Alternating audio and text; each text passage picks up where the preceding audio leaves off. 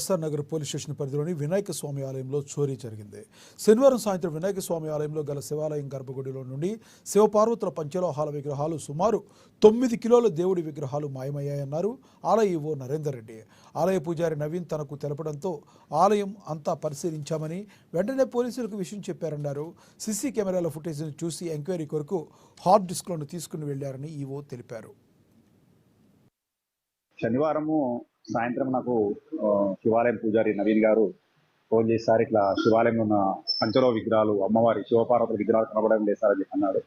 వెంబడే నేను ఆలయంలోకి వచ్చేసి ఆలయం లోపల పరిశీలించగా విగ్రహాలు కనబడలేదు. రెండింటి వెయిట్ వచ్చేసి దాదాపు 9 కిలోలు ఉంటుంది. అవి మనము శివపార్వత కళ్యాణానికి వాటికి ఉత్సవ విగ్రహాలు కాబట్టి అవి కళ్యాణానికి ఉపయోగిస్తాము. అవి వెంబడే చూస్తే ఆలయంలో కనబడలేదు. వెంబడే ఏం చేశామంటే పోలీస్ స్టేషన్కు లెటర్ రాసేసి ఎస్ఐ గారిని సిఐ గారిని కలిసాము.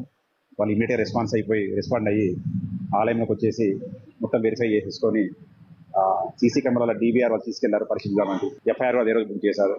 ఉదయం 9:30-10 గంటల ప్రాంతాన ఒక అభిషేకం చేశాము. భక్తులు టికెట్లు తీసుకొని వస్తే అభిషేకం చేశాను. తీర్థప్రసాదాలు ఇచ్చి తర్వాత వాళ్ళు భక్తులు వెళ్ళిపోయారు. నేను టిఫిన్ చేసుకొని వచ్చి